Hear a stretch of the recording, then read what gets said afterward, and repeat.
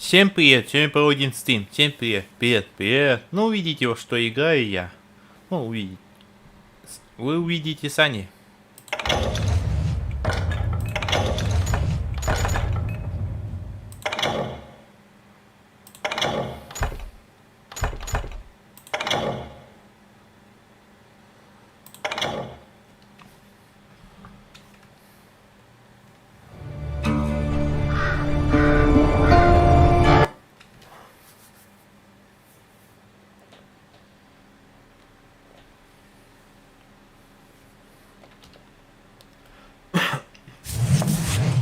It was about 30 years ago. Billy was hiding out in an abandoned farm near Stinking Springs. I threw in with the kid because the man I had sworn vengeance on was riding with Billy's enemies. But before I tell you why I want that sumbitch dead, let me tell you what happened that day. I was heading back to the hideout when suddenly I had this funny feeling. Funny, haha? No, Steve. The other kind of funny.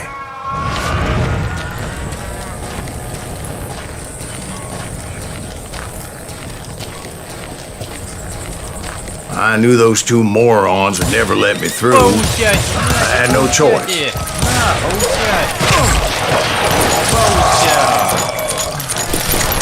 Was it Pat Garrett's posse? Oh, yeah. I heard the shots and I knew I had to move fast.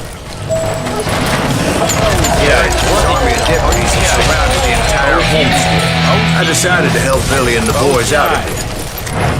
So that's just what I did. As the governor of New Mexico was paying for the kids' apprehension, Garrett was able to hire every gun hand in Lincoln County.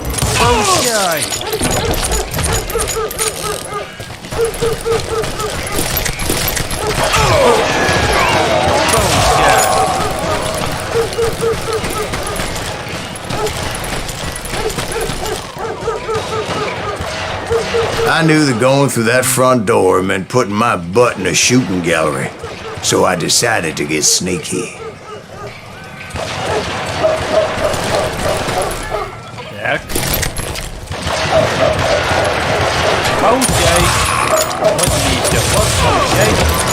Garrett's men were running around like a bunch of chickens with their heads cut off.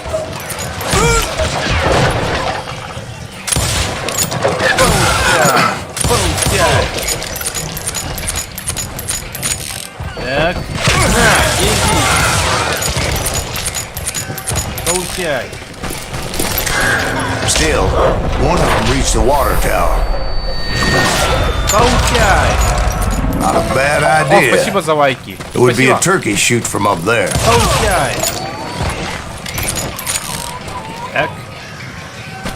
Luckily, these shooters Garrett hired weren't the sharpest tools in the shed. The right position is very important. Personally, I prefer to be on top. Oh, you do you? Indeed, darling. But where was I? Oh, yeah.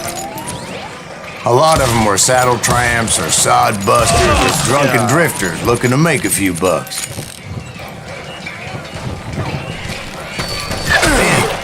I heard a friendly voice yelling at me from the window. Back door! We'll cover you! Truth be told, things weren't much better behind the house.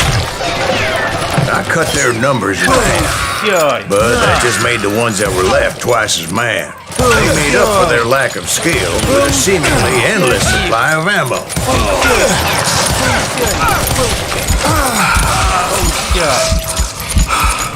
It was a bit of a slog, but I finally fought my way around the back of the house.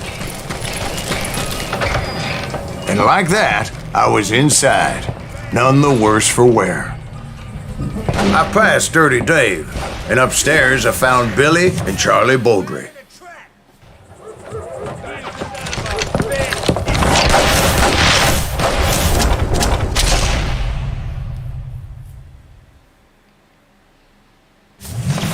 Billy looked at me and said, "About time, amigo! Grab a gun and get to the window!" Wait, so you were friends with Billy the Kid? Yeah, sort of. Anyway, we were surrounded by dozens of deputized shooters who wanted to do us harm.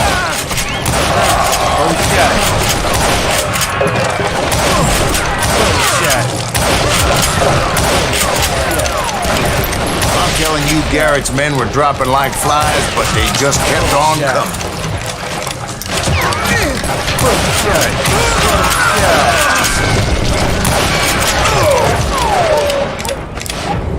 That's when Charlie got hit. They're catching us in a crossfire, shouted Billy.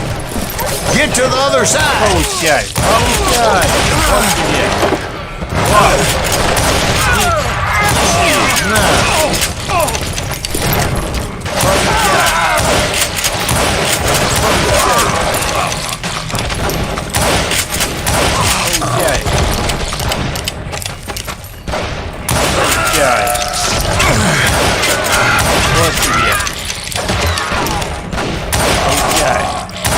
I don't know how many of those cocksuckers I personally put down, but it was pretty clear, even to Billy, that maybe discretion was the better part of valor. What's that mean? It means that it was time to cut and run. They got a Gatling, Billy shouted. Get the horses and bring them round back. I'll draw their attention.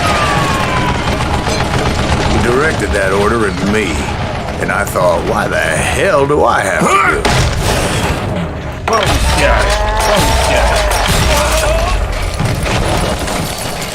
Many would have fled in my place.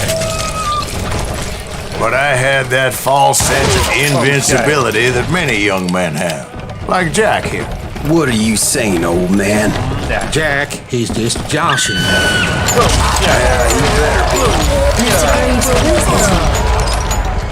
Please, call me Silas. Now, where was I? You were heading for the bar. Sounds like Garrett hired a whole regiment of hired guns. Yeah, and just when I thought I was done, more of these hapless bastards would pop up. Finally, I had the stables within my reach. You gone? And that's when I met Sheriff Pat Garrett. I read that you went toe-to-toe with him, sir. That backstabbing bastard with that tacked-on tin star.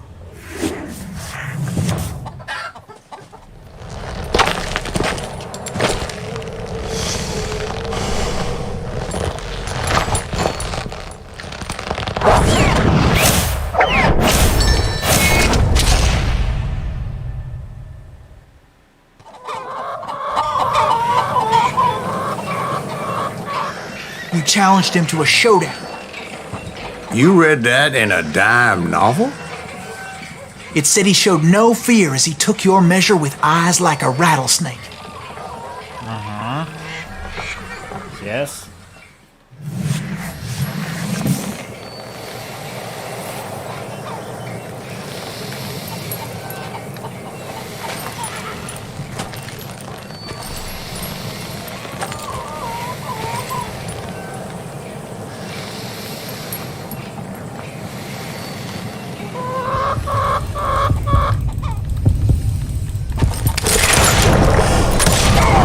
And that you killed him in a fair fight. Is that what that Penny Dreadful said? No, boy. That ain't what I meant when I said I met Pat Garrett. So let me start again. I finally reached those damn stables.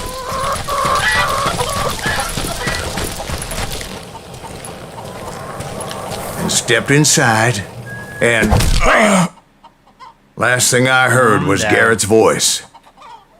That's not Billy. And go on, how did it end? And, boy, that was just the beginning.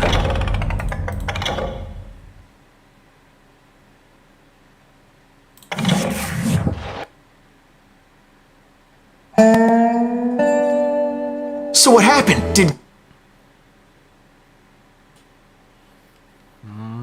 Damn.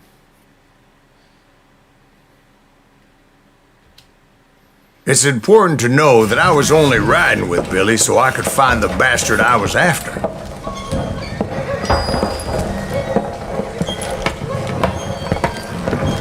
He was with John Kinney's gang, and they were sworn enemies of Billy's regulators. Why were you after him? I owed that son of a bitch a bullet for what he had done to me and mine. Instead, all I got for myself was a goddamn death sentence. Luckily, it was right around then that I heard Billy make his move. He shot Jim Bell and a few other guards as he made his getaway. Later, they wrote that some lady friend planted a pistol for him in the privy. What the papers didn't say is that Billy helped me escape too.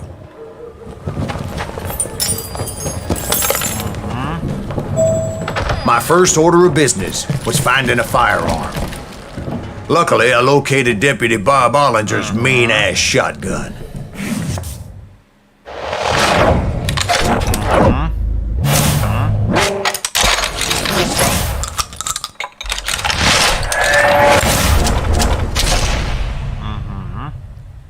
Yes.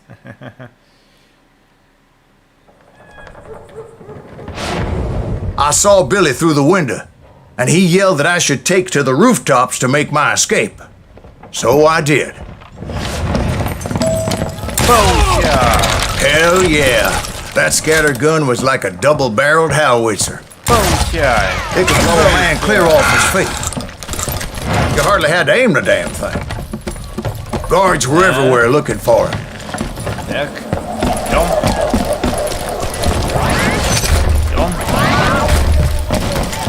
I had to jump from roof to roof like a damn alley cat. I followed the planks where I could, but some of that wood was slippery as hell. The whole town was up in arms. And suddenly, I was a fugitive.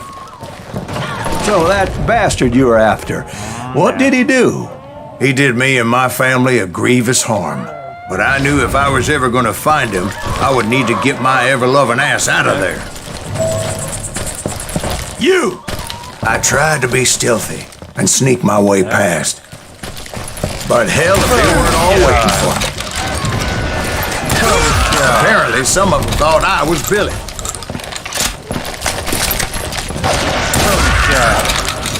They're shooting in the street! See, me and the kid shared a certain similarity in build and coloring.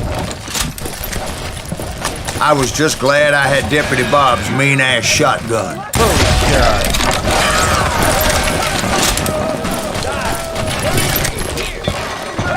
So much lead was whizzing by my head, it was like everyone in Lincoln wanted to put me in the ground. I knew I needed to find a horse. Though I never did have a great fondness for those four-legged lasses. Smelly, sweaty, ungrateful beasts. We prize them too high, if you ask me.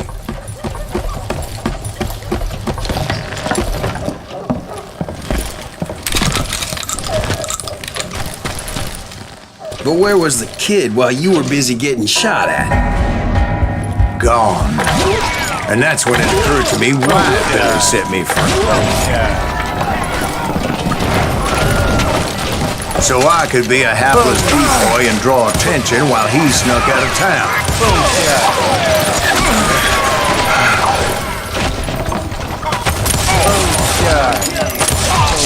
I knew if I made it out of there in one piece, no one would put a price on my head. Because everybody in Lincoln would be dead? No, because they all thought I was Billy. And all that blame would fall on him. Meanwhile, Deputy Bob Ollinger was organizing a posse to put me down. He was already a mean son of a bitch, but he was doubly pissed that I stole his mean-ass shotgun.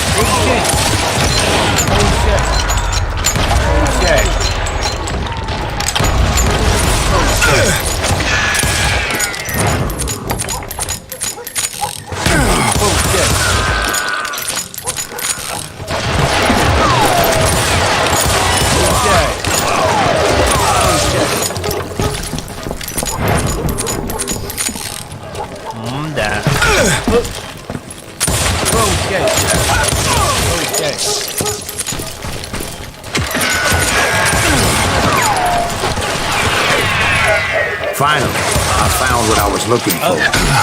The stables on the edge of town. Получай! Получай! I guess Billy saved your ass, taking out Bob Ollinger the way he did. Billy didn't kill Bob. Well, sure he did. He dispatched him right after he shot Deputy Bell. No, sir.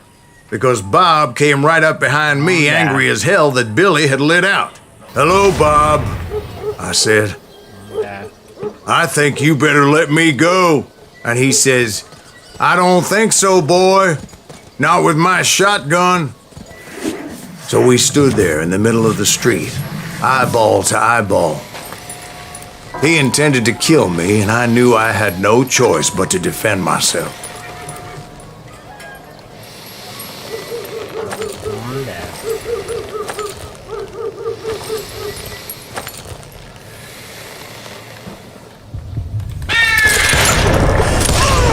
Some say I fought unfairly, but they weren't the ones looking him in the eye that day. Pat Garrett gun. So where'd you go after Lincoln? Mexico. Until I realized.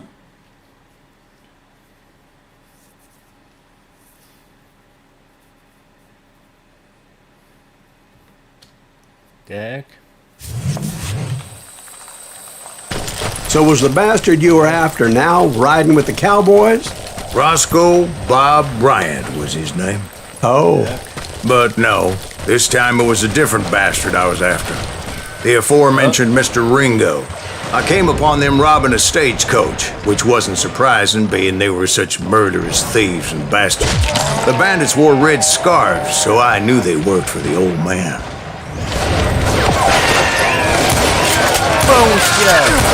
I did my best to help those poor passengers.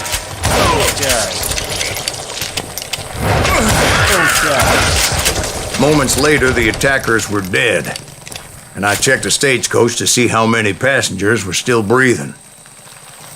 None.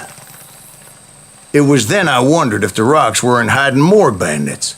Was that all of them? Or did I just hit the rear guard? I quickly got my answer. They attacked from on high like Apaches often did. Получай! Получайте! They would appear in great numbers from above and rain down lead on their hapless enemies' heads. Making use of the high ground, whatever else they had. Yet the Apaches always appeared out of nowhere, and there never seemed to be an end to them. Hold on. Were you attacked by Apaches? What happened to the cowboys? Did I say they were Apaches? I said Clanton's cowboys attacked me Apache style. I was in a pitched battle, but I was holding my own against an overwhelming enemy force. See, at the time, I was still pretty green and would often blunder into regrettable situations. But I just kept shooting at anything I could see up at those damn rocks. I didn't see Ringo, but I knew he was with the cowboys. He and Roscoe Bob had done me a dreadful wrong, and I was determined to have my revenge. But to get to Ringo, I knew I'd have to fight my way past these other assholes first.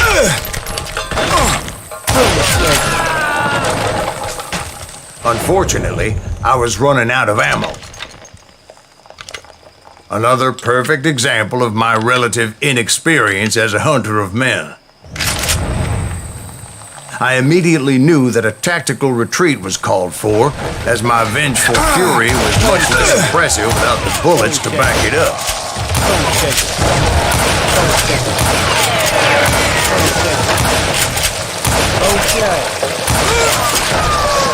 Finally, they managed to corner me. Trapped as I was, the odds of my survival seemed pretty slim.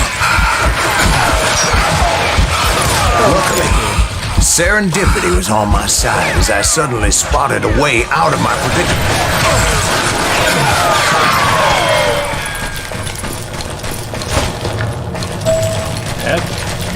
I ran ahead as if the devil himself was after me. Bullets were whizzing by my ears, but I wasn't about to roll over and die. I just kept running like there was no tomorrow. Because there wouldn't be if Clanton and his men caught up with me. As I was scurrying around those caves, I thought, what was I thinking? Going up against a gang like this?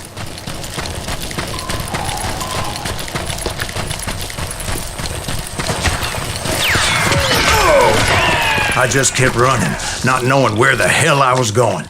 And that's when something miraculous happened. Like manna from heaven. I found the desiccated remains of what looked like an Apache warrior. The old weapon next to him supplied me with some much-needed ammunition.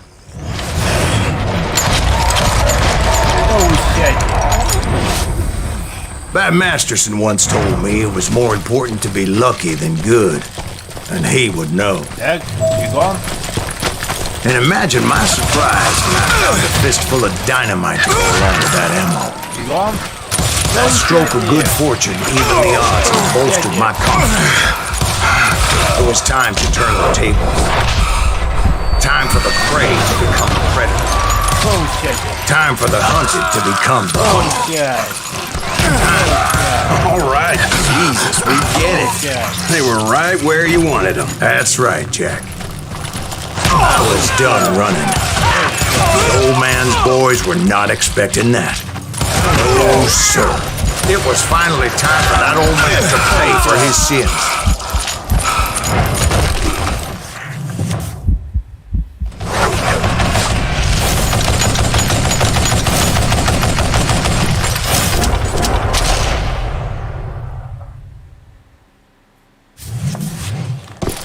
I yelled out at the top of my lungs, Clanton, I'm coming for you!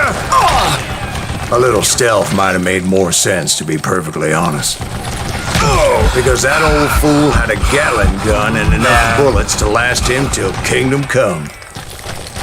But I knew I could not let that deter me. Not if I was to find and kill Ringo.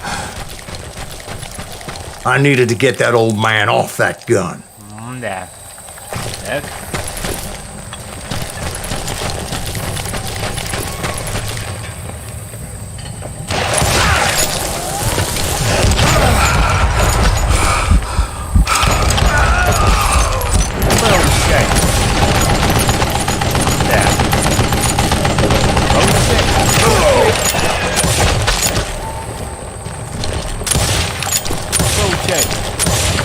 Most everyone thought it was the Ruales who had come up against him in Guadalupe Canyon, but it was just me.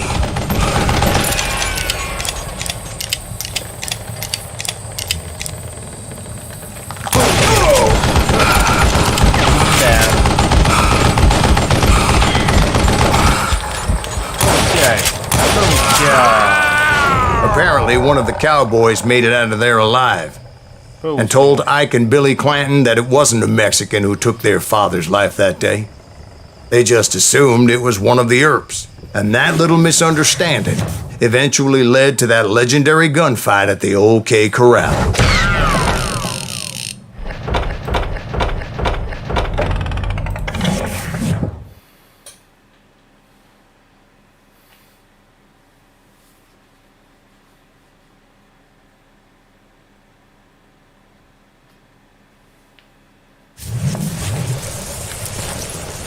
A few weeks after that dust-up at the OK Corral, I was still after Johnny Ringo. I had tracked him and the cowboys to their hideout at a sawmill, and they were loaded for bear. So, what exactly did Johnny Ringo do to piss you off? Well, him and that other bastard. Roscoe Bob Bryant? Yep. They both deserve to die, and I promise I'll tell you why. But first I need to tell you about the cowboy's new boss, Curly Bill Brocious.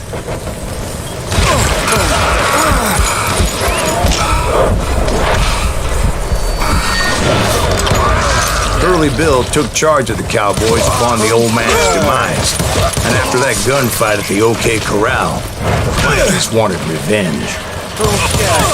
So they murdered Morgan Earp and grievously wounded his older brother Virgil.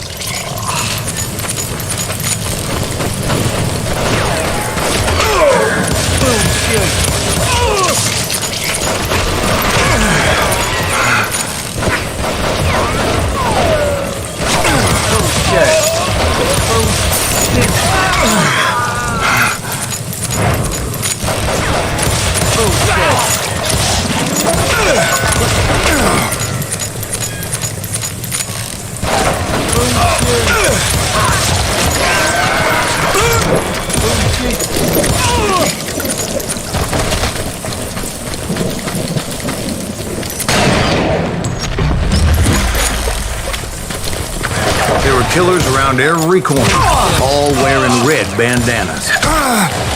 That's how the cowboys identified each other. I was beginning to wish I had one myself. But I wasn't about to let Ringo walk away unscathed.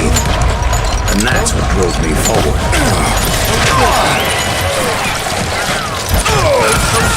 They say that Ringo was infernally fast. I hardly saw anyone faster, boy. Certainly not Wyatt Earp. That man was all hat and no cap. Earp wasn't much of a match for him. Doc Holliday might have taken him. That lunger should have kept his nose out of it. They never charged anyone for the murder of Morgan Earp.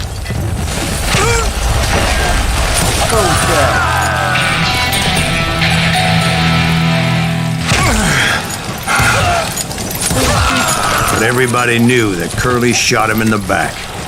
That was common knowledge. Well, maybe so. But Ringo had nothing to do with it. He was just being loyal to a friend. Is that what you call it? Being loyal?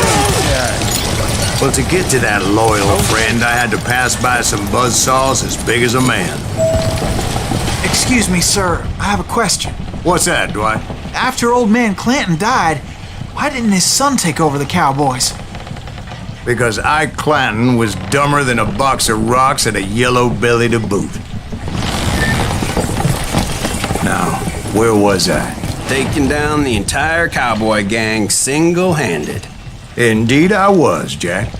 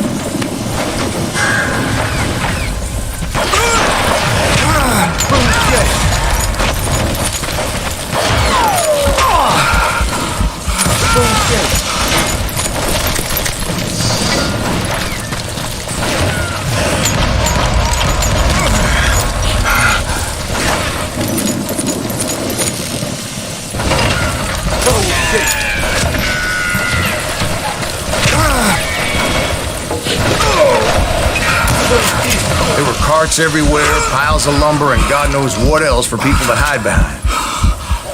That really was one hell of a sawmill. Quite an impressive operation.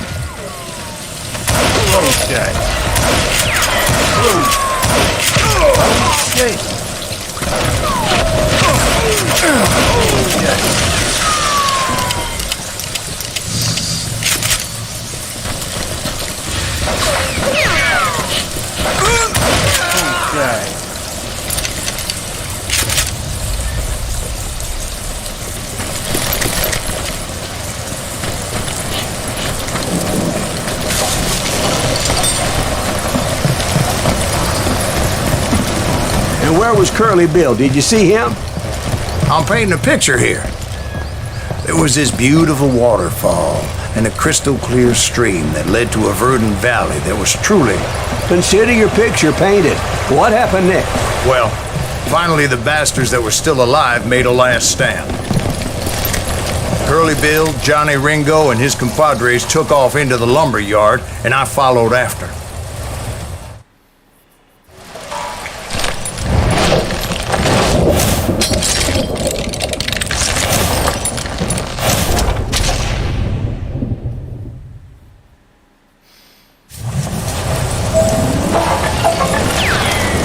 Are you saying they ran? Cowardice was not in Ringo nor Curly Bill's nature. No, sir. I never said they were running scared. They just wanted me out in the open.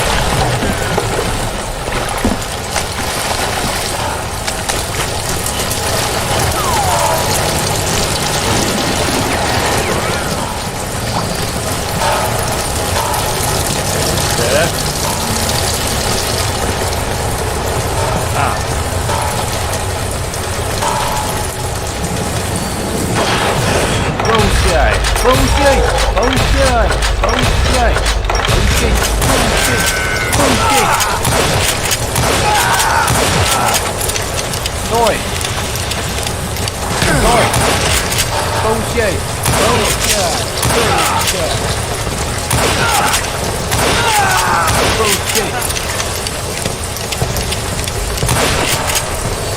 Получай!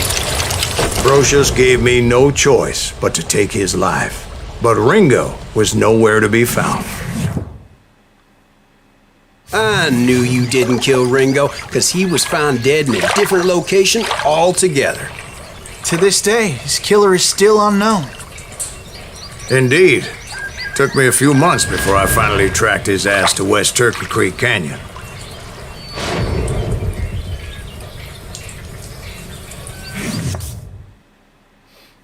Да.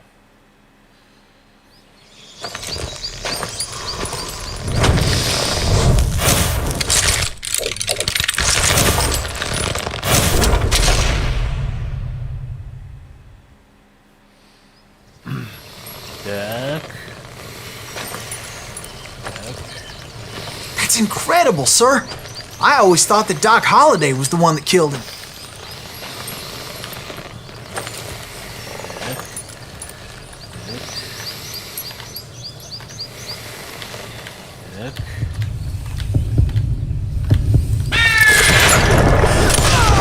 Получай. Sorry I had to ruin the legend for you, boy. But the legend ain't always true. Doc Holliday had nothing to do with the death of Johnny Ringo. I was paid a healthy bounty for Ringo and Curly Bill.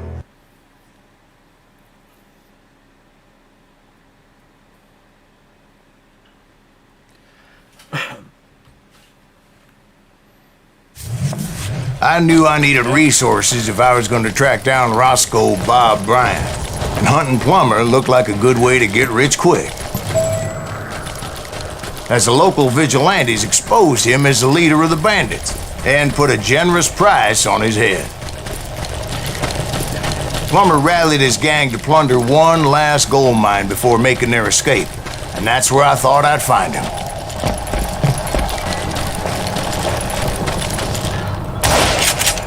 My late father pointed out to me more than once. God made men. Samuel Colt made them equal.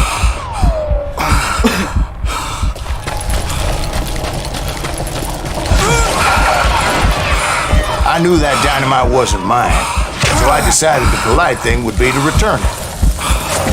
It was the biggest gold rush since Sutter's Mill in '48. Unfortunately, prospectors weren't the only ones flaunting those riches.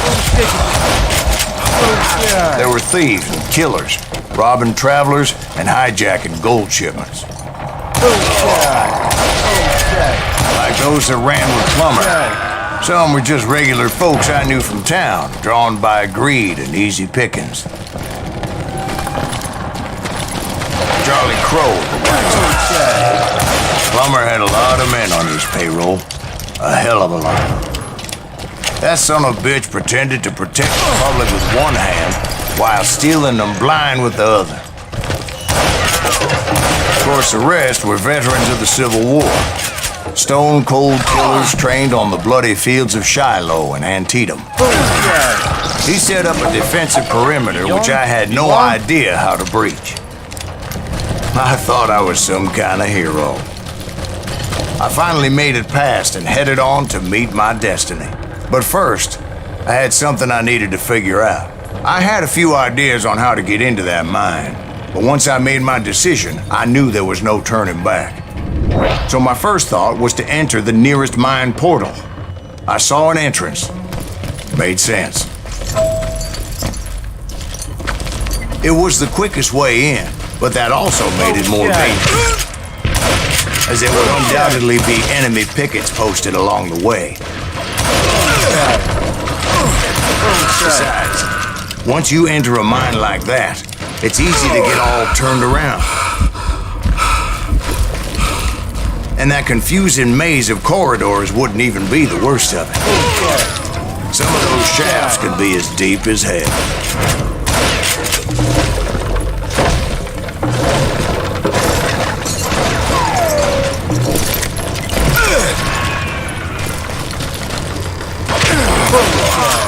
single stumble or misstep can easily end in a deadly plunge to oblivion.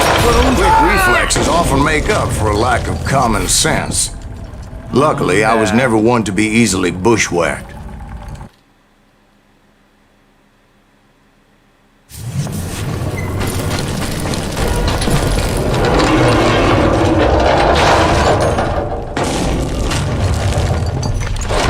I just need to be careful not to blow myself to kingdom come.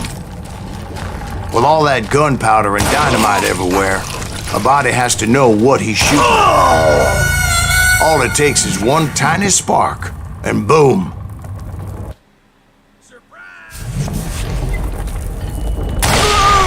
As a boy, I always loved the 4th of July.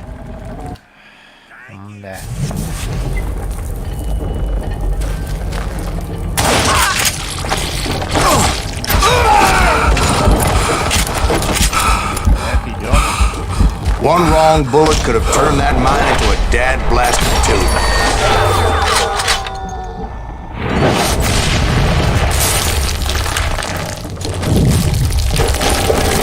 I freely admit that my plan of attack was not just moronic, but clearly insane.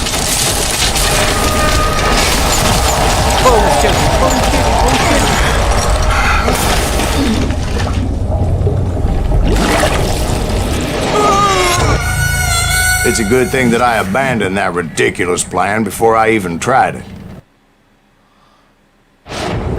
Instead, I spotted a ladder, a way into the mine from the opposite side.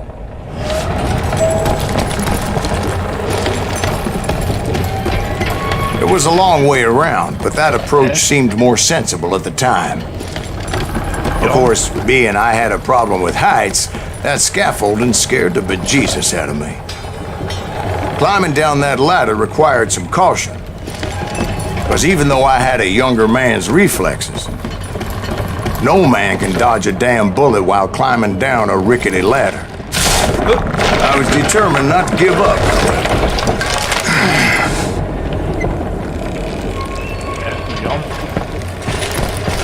As Sheriff Plummer seemed quite a despicable character.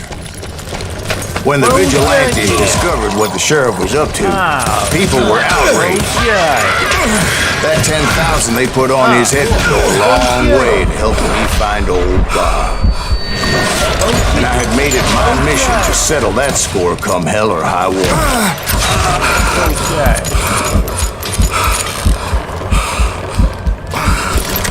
But first, I would have to make a choice. Take the elevator or climb the ladder.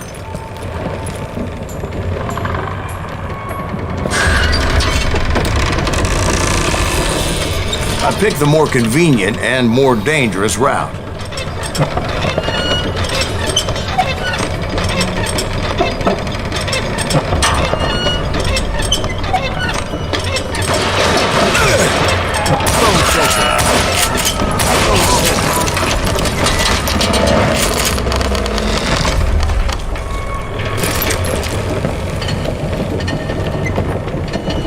Plummer was a mad dog, and the people of Nevada City deserved better.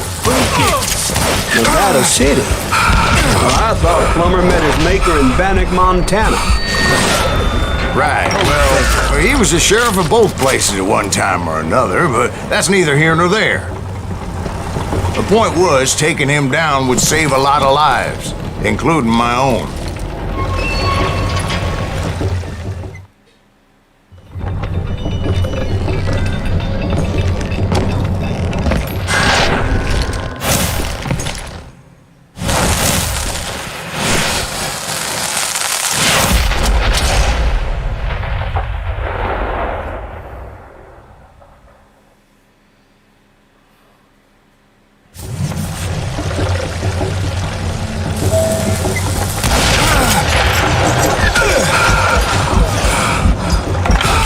Plummer was clearly unhinged, and I could see right away that this was going to take some doing.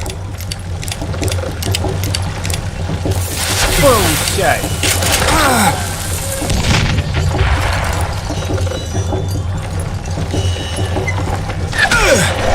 Oh shit. Oh shit.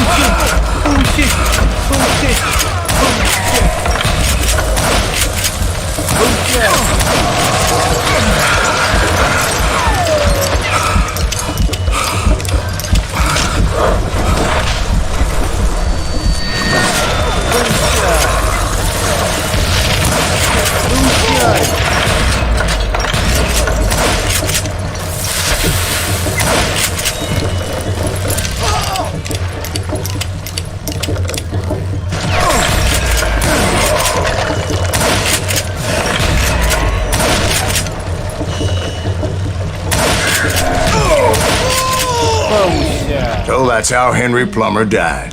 Him and his crew were worth their weight in gold. Bullshit. And now, I was officially a bounty hunter.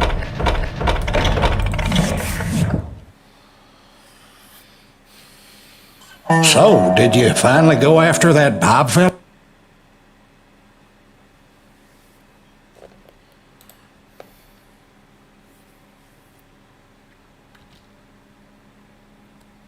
I dodged death many a time, and that night in Abilene was no different.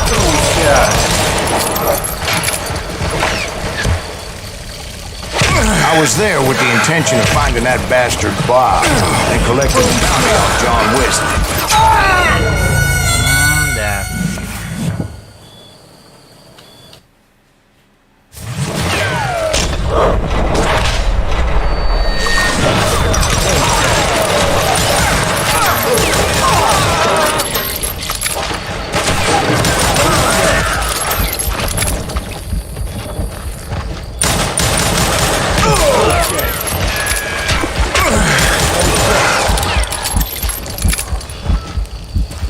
I thought the Texas Rangers got hard.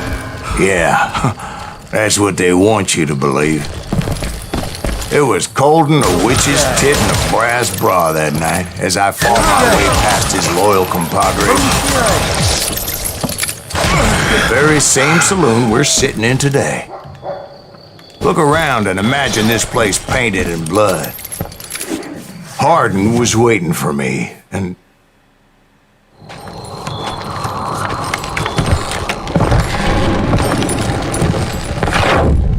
wait, I'm jumping the gun here.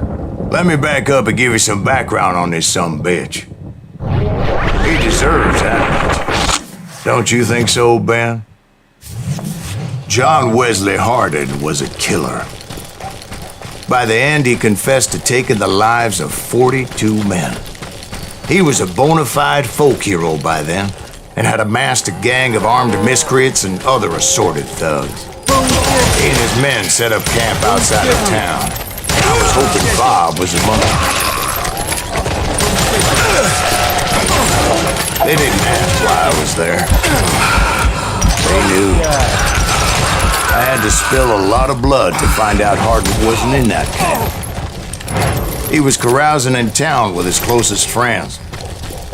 Hardin's boys apparently didn't want me to reach the Brooks Head. Some were hightailing it into town to inform everybody of my unwelcome presence.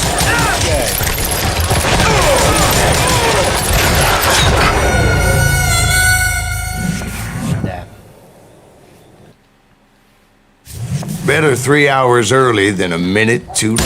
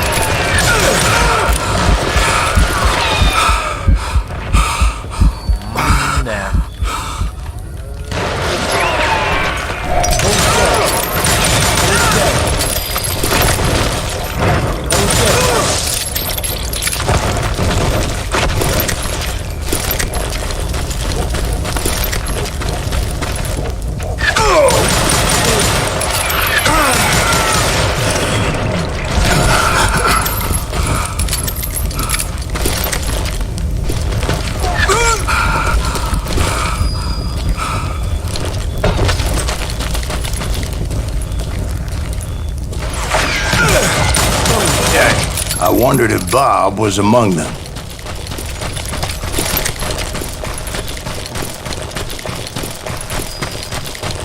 And I steeled myself for the fight ahead. For as good as I was, deep down I wondered if John Wesley wasn't just a little bit better. Before I could test my mettle against Hardin, however, I would first need to dispatch his cadre of hired killers. Most of these degenerates were beyond redemption. John Wesley might have been a different story. I didn't learn until later that that night was in fact his birthday celebration.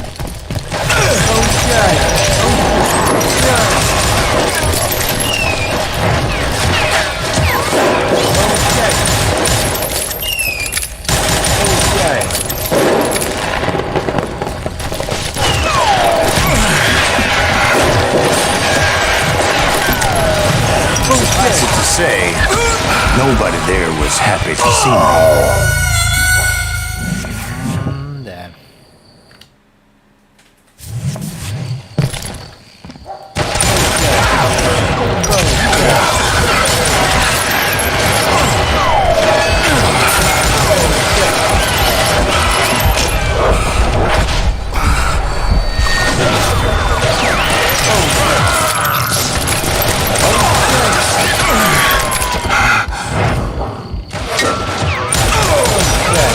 In fact, I felt a certain hostility.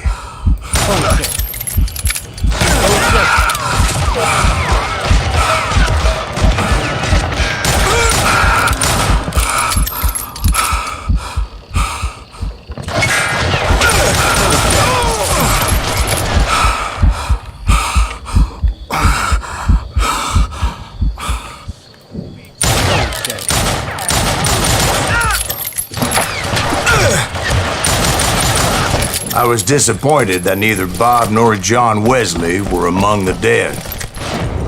But that was short-lived, as a moment later I was facing down the fastest gun in the West.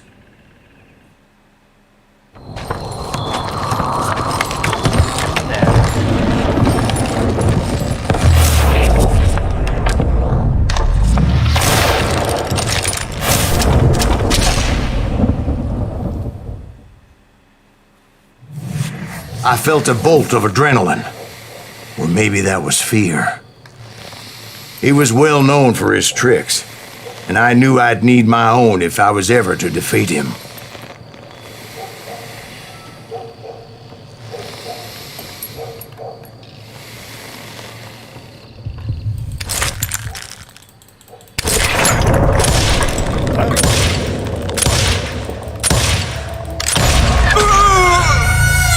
No, wait!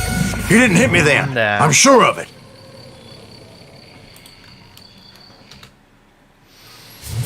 Да.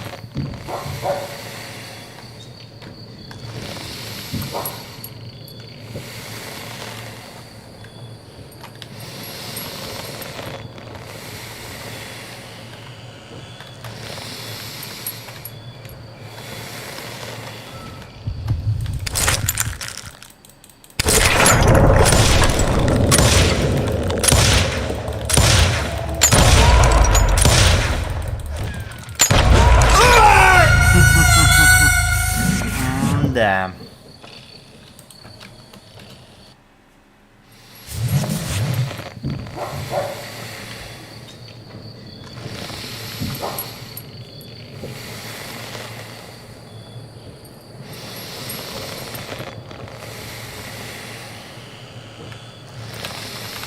Так. Так.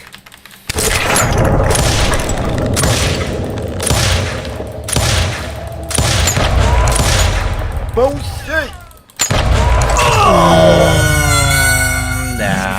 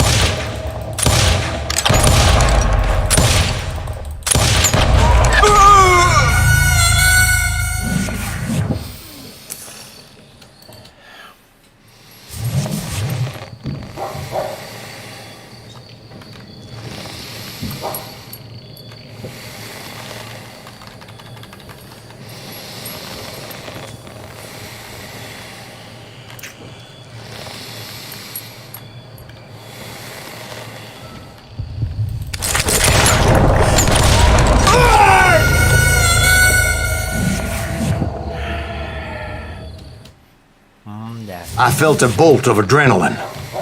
Or maybe that was fear. He was well known for his tricks, and I knew I'd need my own if I was ever to defeat him.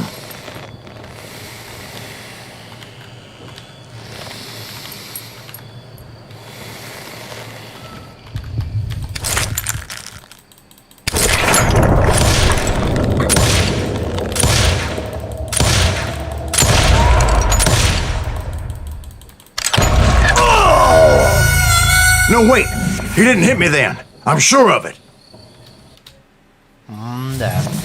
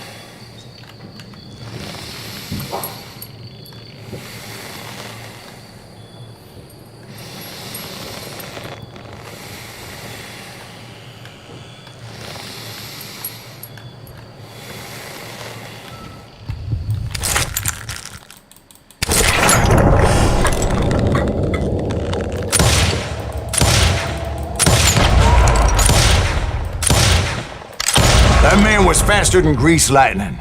But being inebriated as he was, he didn't count his shots. And now, he was at my mercy. So he didn't die? No, I sent him to prison. Years later, after he was free, some restless Avenger took his life. Shot him in the back in a saloon just like this one. Anybody up for another beer?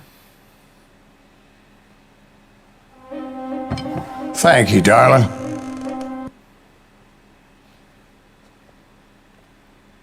Так. A bounty was put on Grey Wolf's head, and that's how I came to hunt him in the mountains. Mountains so high they tickled the nether regions of heaven.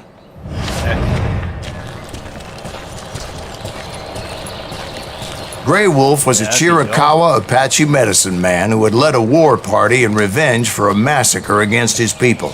The U.S. Army had attacked his tribe during his daughter's sacred sunrise ceremony, and the slaughter was unspeakable. I understood his anger, as there's nothing more traumatic than seeing those you love die in a cruel and painful death. Right from the beginning, I couldn't shake the feeling that Grey Wolf was watching my every move. He led a band of young Apache warriors who wanted retribution and were more than willing to die for him.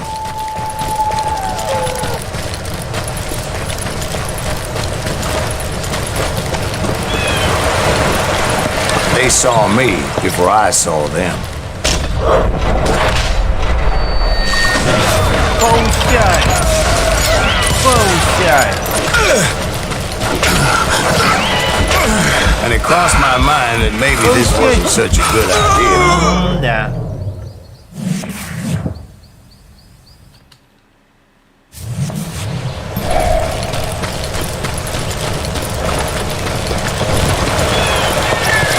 They saw me before I saw them.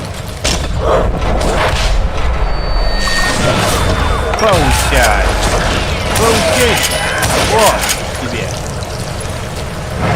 Да, идем. And it crossed my mind that maybe this wasn't such a good idea. But now that the shooting had started, there was no backing down.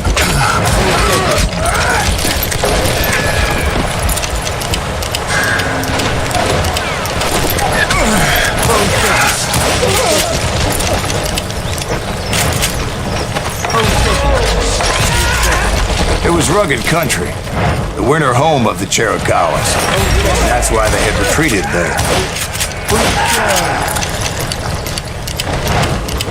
I admit to having some regrets about going after them. But then again, I got a lot of those.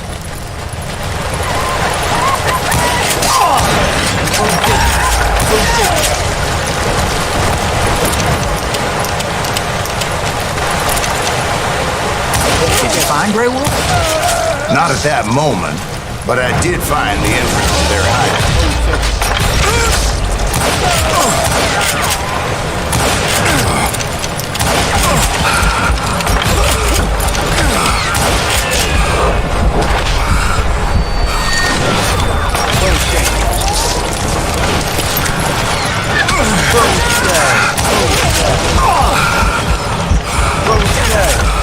A deep crevice that led to a deeper cave. Don't tell me you went in there. Yeah, but it's not out of bravery so much as pure, angry cussedness.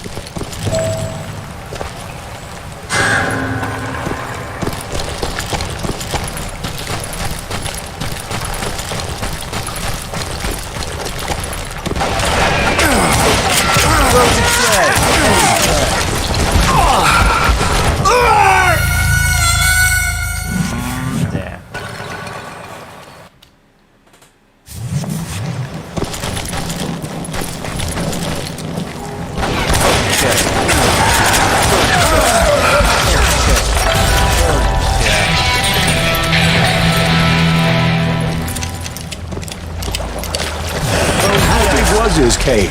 Big as hell, Ben. Chiricahua had hid out there during the Indian Wars. They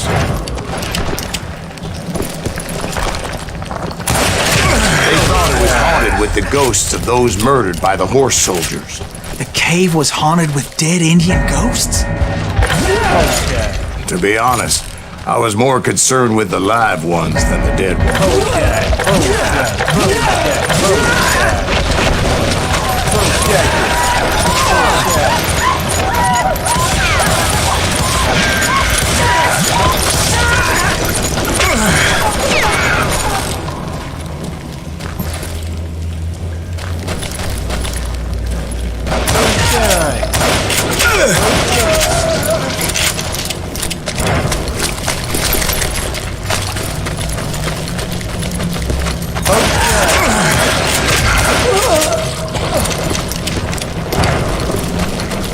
You know so much about engines. A few years back, I was married to two Mescalero women. At the same time? Yeah, they were sisters. Polygyny is traditional among the Mescalero. So what happened? Oh, I had to get out of there. Those girls never shut up. I came upon this flooded grotto, and that's when I saw him. He came to me unarmed and unafraid. His voice echoed in the shadows. And I sensed he meant me no harm. You carry great darkness in your heart, and if you do not release it, it will claim your soul. The sound of his voice put some kind of ancient Indian spell on me. As his story unfolded in my mind. You will come to this place again and kill many more men, and the darkness will grow until it consumes everything that you are. The soul will have no rainbow. I have no tears. He said I was a great warrior, a coyote man, unequaled by any other pale-faced warrior. Something like that. The snakes will bite shadows of your past until a venom poisons your heart, and an echo of the song of the dead summons the spirits deep from within the mountains.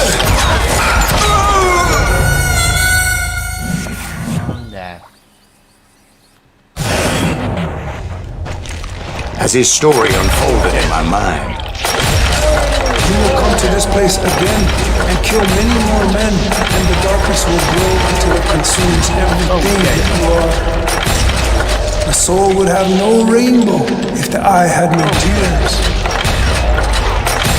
he said I was a great warrior, a coyote man, unequaled by any other pale-faced warrior, or something like that.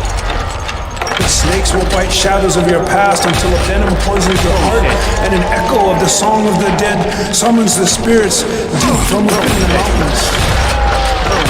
I didn't quite get what he was saying, but there was definitely snakes.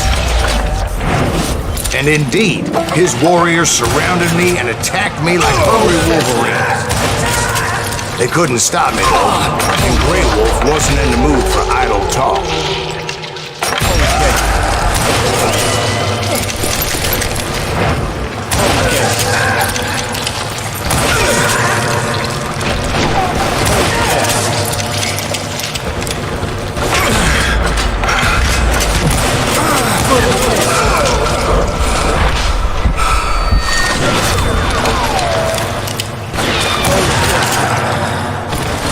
I swear I couldn't see any way out of this trap. But suddenly, one just appeared. Kind of like a miracle.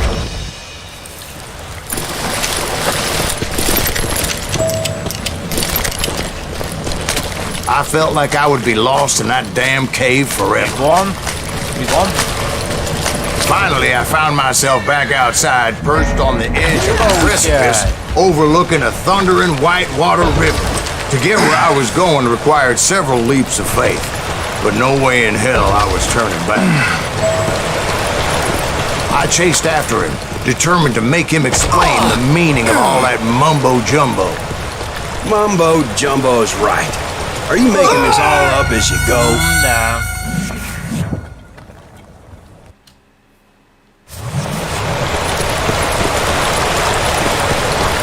There were dozens of Apache warriors aiming at me from on high. Dozens? Well, maybe not dozens, but there was a lot of them. At least 3 or 4. Well, more than that, little lady.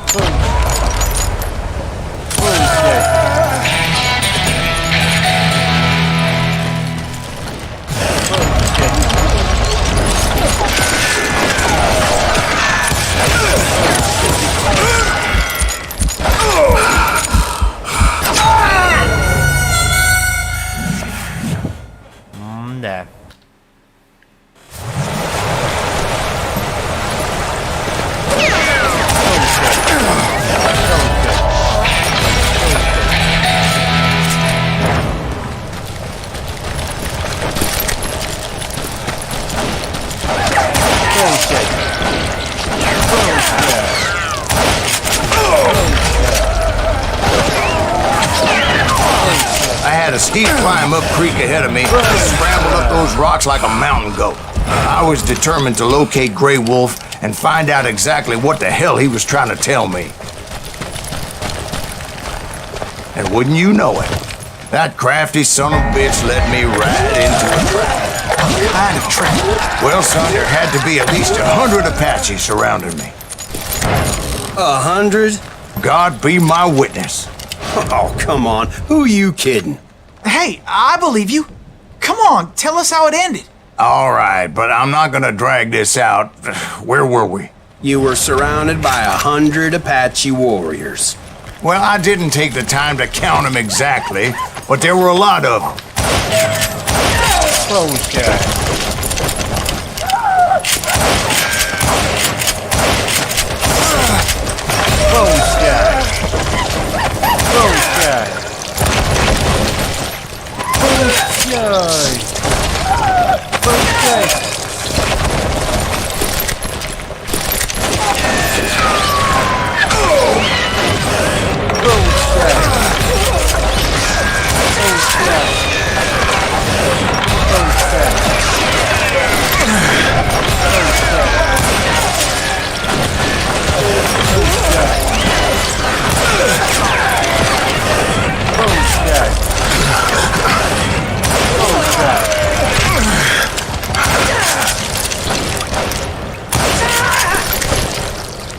And in the end, a path appeared before me that I had not seen before.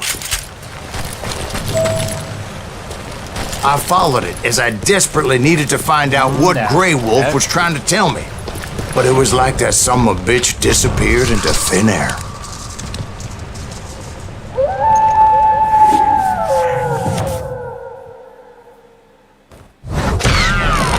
Never did find him. And never did collect my goddamn bounty. Thank you, darling. It's interesting how the truth can... Да.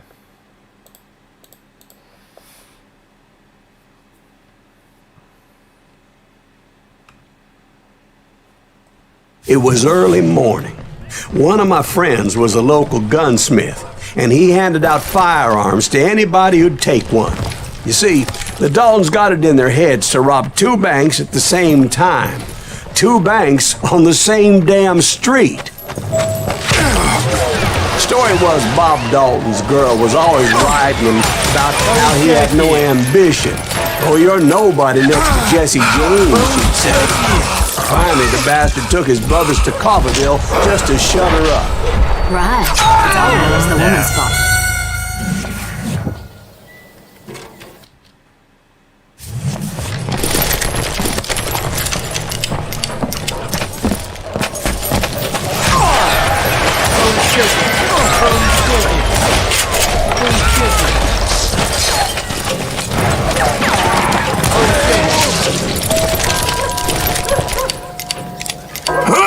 Well, the locals recognized the Daltons right off. Before they could get away, half the town took up arms to defend their property.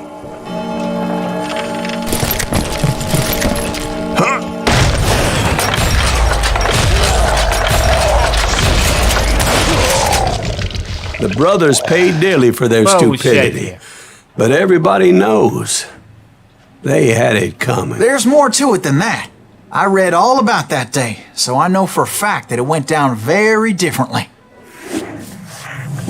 First of all, it was high noon. A posse of U.S. deputy marshals were on the rooftop across the street.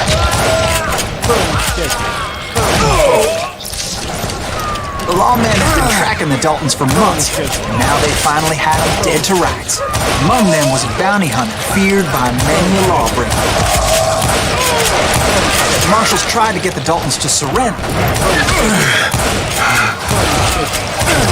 This bounty hunter knew that the brothers were far too proud to ever lay down their guns. He went in there alone to confront those criminals. One of the marshals shouted, "Where are you going? Are you crazy?" He saw a way to get around to the back of the bank. Then he figured out how to hit the Daltons from a direction they weren't expecting. A moment later, he was climbing up a steep ladder, laughing at danger as he did.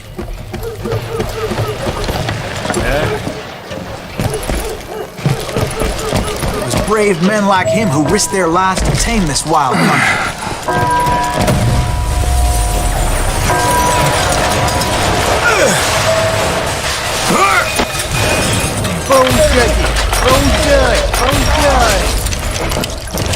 Heroic men like him did what other men couldn't or wouldn't to make this country free. Jim Bowie and Davy Crockett, who died defending the Alamo.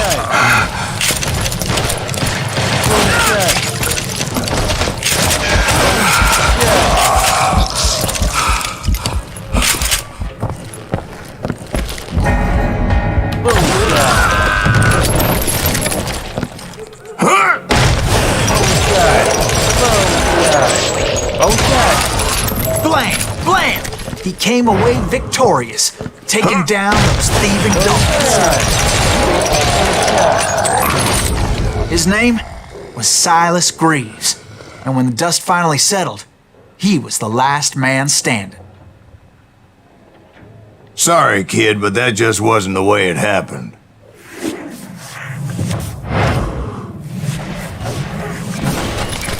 It was early evening, not high noon. The Daltons blew up a safe, and were all set to hightail it out of there. Those pathetic deputies surrounding the bank were dropping like flies.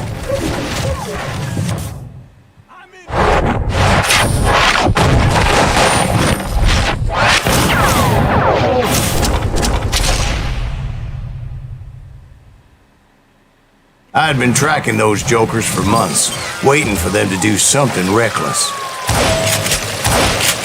And finally, they did.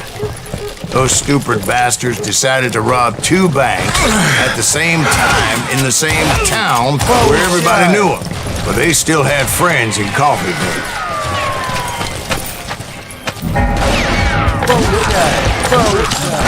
Those friends came after me like a pack of wild dogs, tooth and nail.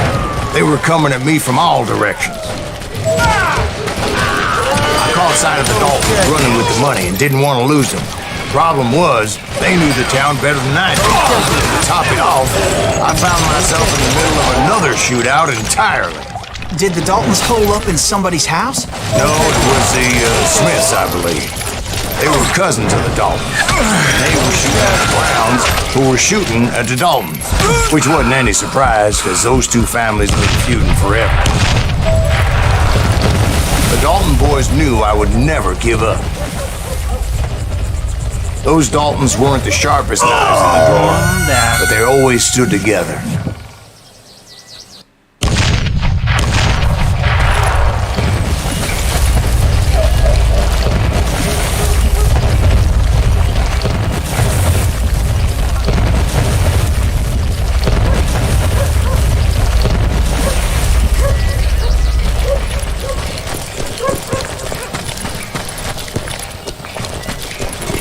It was him, the youngest, and he decided to stand his ground and face me down.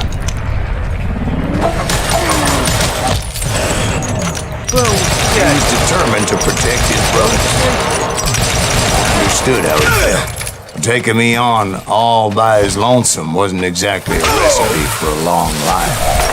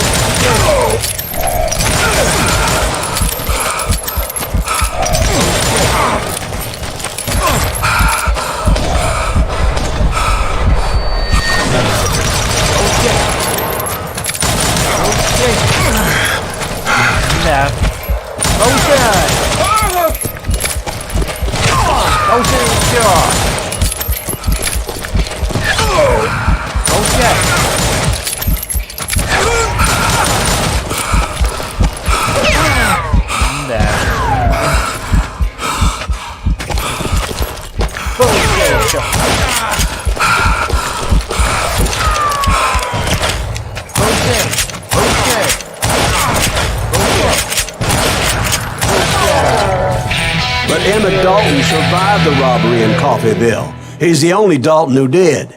They say he was shot 23 times. Well, Dwight, who do you think put all those damn holes in him? But I have to admit, that boy had grit.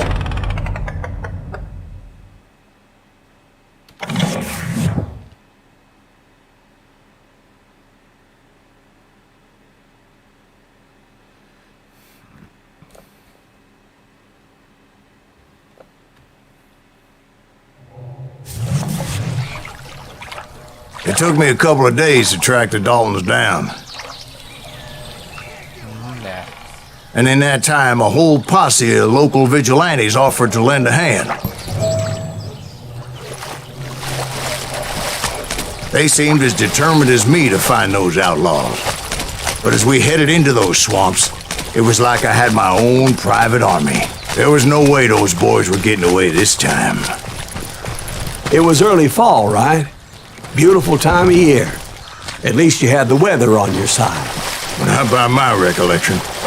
It was damp and foggy as hell. It was tough to stay on a true course, so we kept an eye out for landmarks.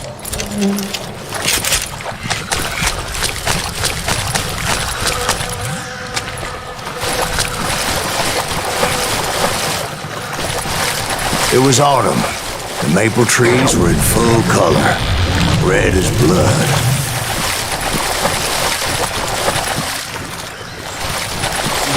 The rains that year were torrential, so the whole area was flooded. The vigilantes had spread out wide, and pretty soon I couldn't see anybody.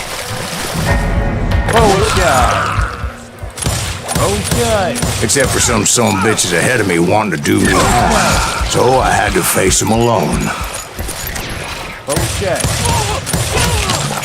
I wondered why my compatriots didn't come running when they heard the shots.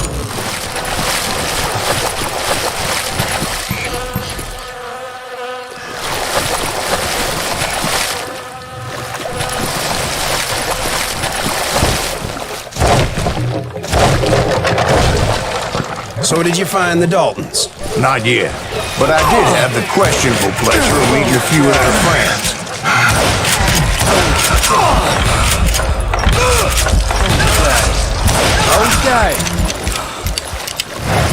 The boys had established quite a reputation by that time, so they attracted all manner of riffraff to their cause.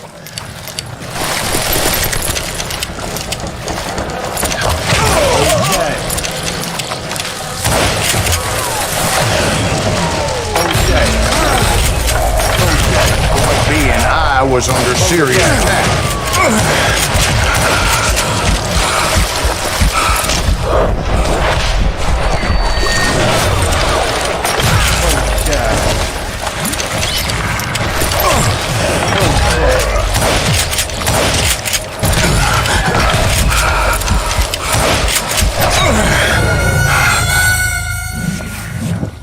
Đẹp.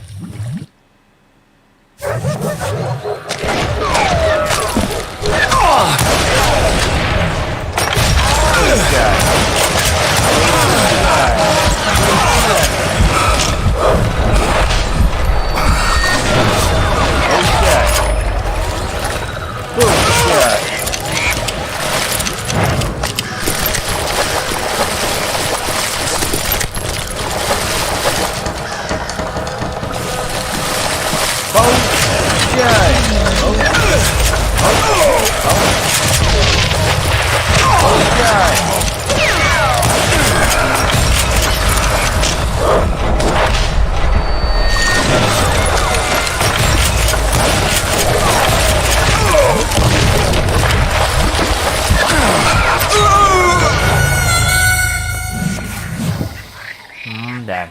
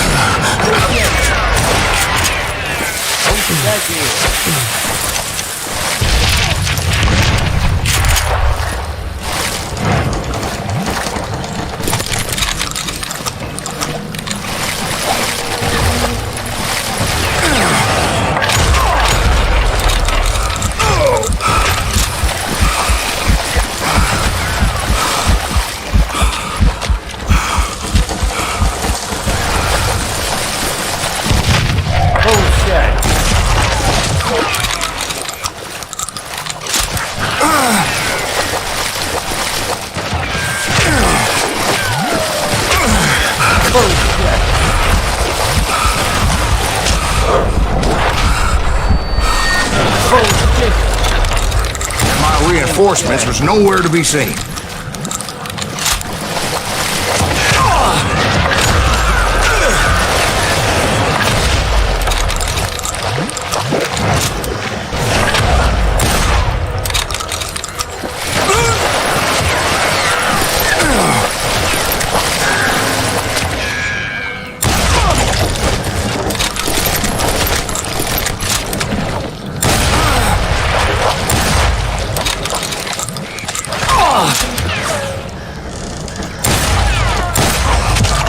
Luckily, a barn materialized as if right before my eyes. I scrambled up top to get a better view.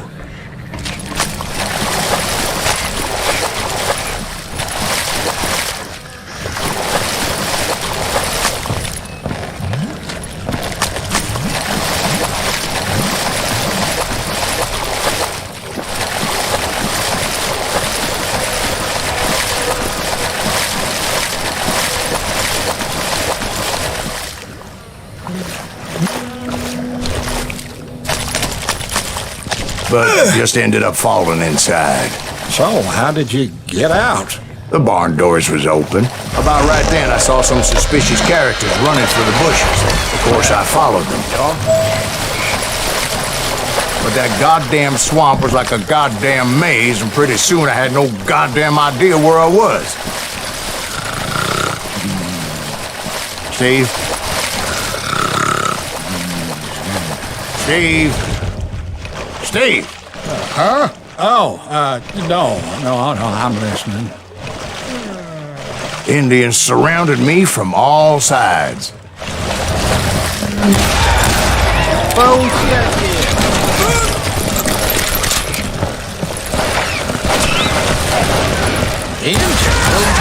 They were Indians. No. I just wanted to make sure Steve was paying attention. Now, where was I? You were following the Daltons through a swamp? That's right. See, Steve? Dwight's paying attention. No, I'm listening. I was just resting my eyes. So, where was I? The Daltons. Right. See, there's a reason so many outlaw gangs are made up of brothers.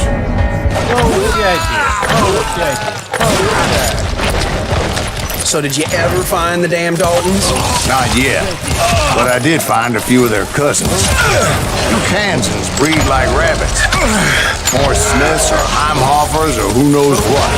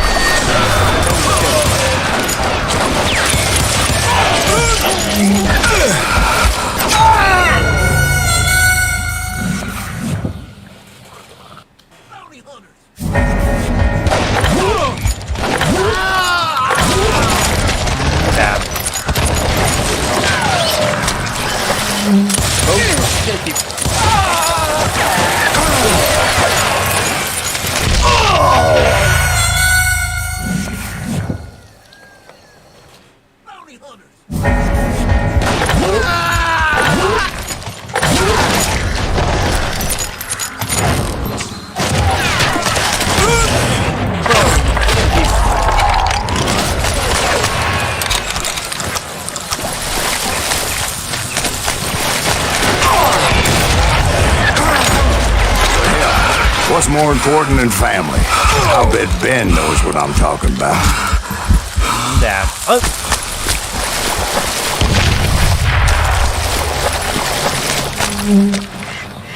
Oh, yeah.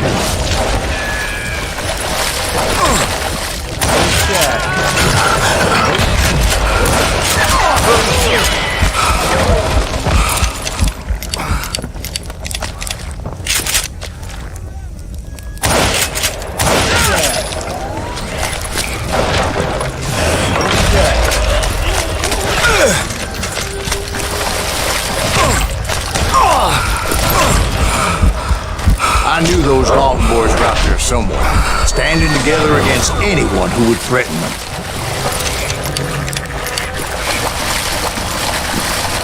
And that's when I saw it. A goddamn steamboat.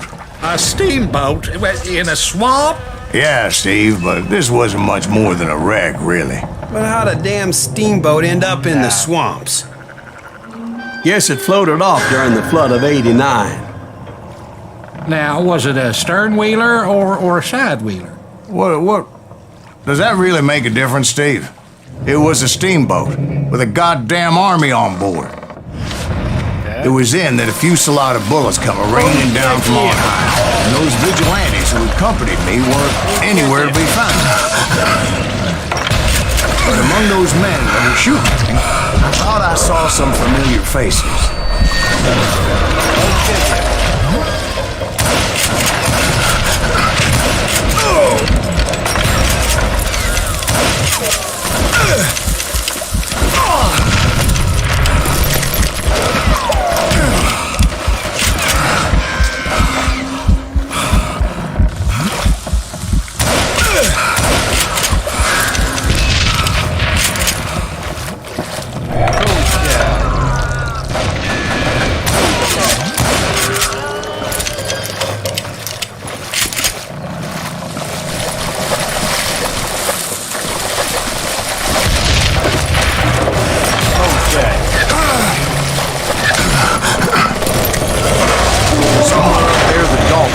Waiting on me.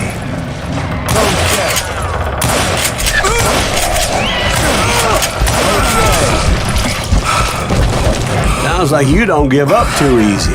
That's the kind of man I am, Ben. I set out to do something. I do it. Surrender just ain't in my nature. Plus, I'm stubborn as hell.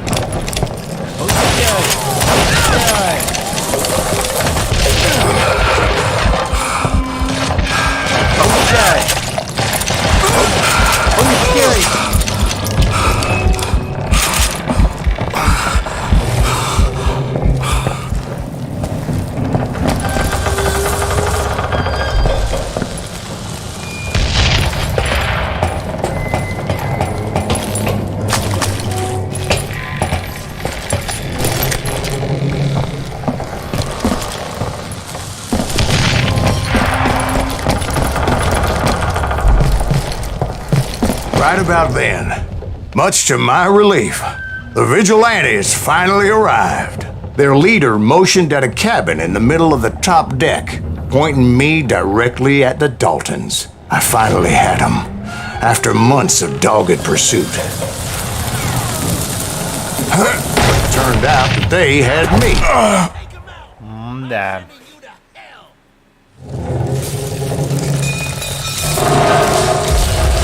The Daltons had played me like a fiddle.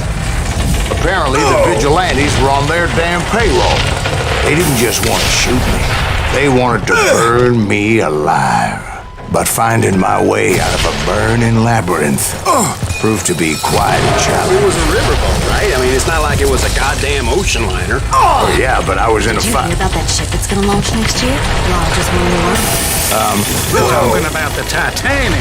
If you ask me, it's too blessed big. I don't think I can float. So anyway, Don't be stupid, Steve. They know what they're doing. They say that the Titanic is unsinkable. oh God, But getting back to that steamboat, how'd you get off it, Mr. Greaves? I took in a lot of smoke that day, so I admit my recollection might be a bit hazy. But somehow I managed to finally disembark. It was time to settle this once and for all.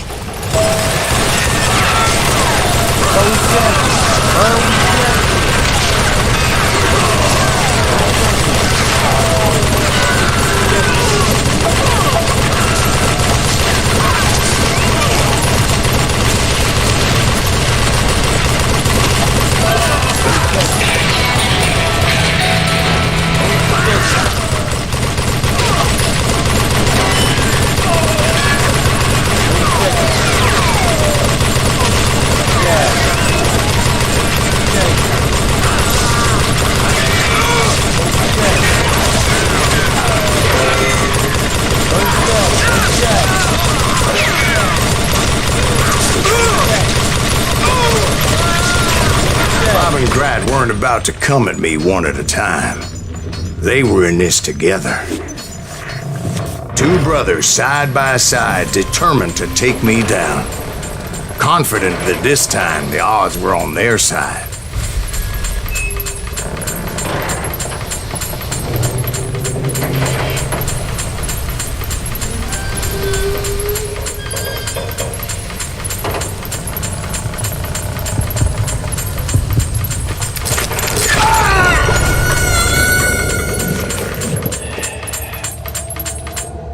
Да.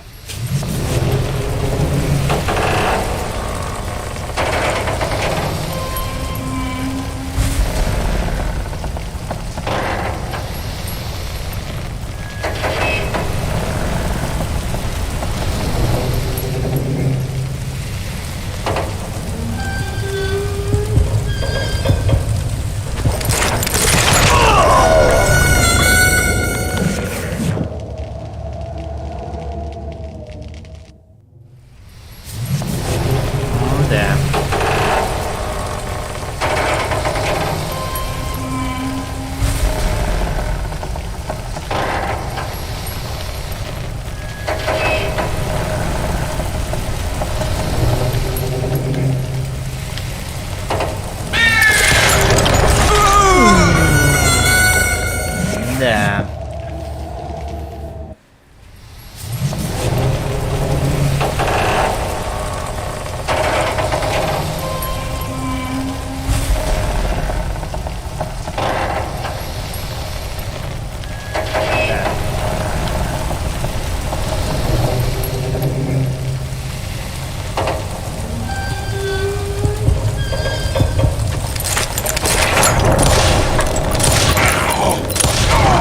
They got it wrong. A sad end for those two. If they'd only known that Emmett was still alive despite his wounds. Paroled 14 years later, he moved to California and sold real estate and lived off the legend of that fateful day. And the tragic... My own brothers died Все. Это пока все.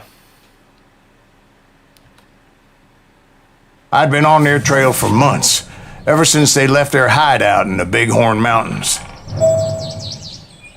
Led by Butch Cassidy, they were a loose association of outlaws who robbed banks and trains from Colorado to Montana.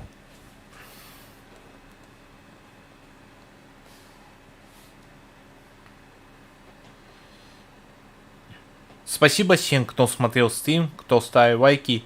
Всем спасибо. Вечером будет другой стрим. Вечером. А сейчас до вечера. До вечера.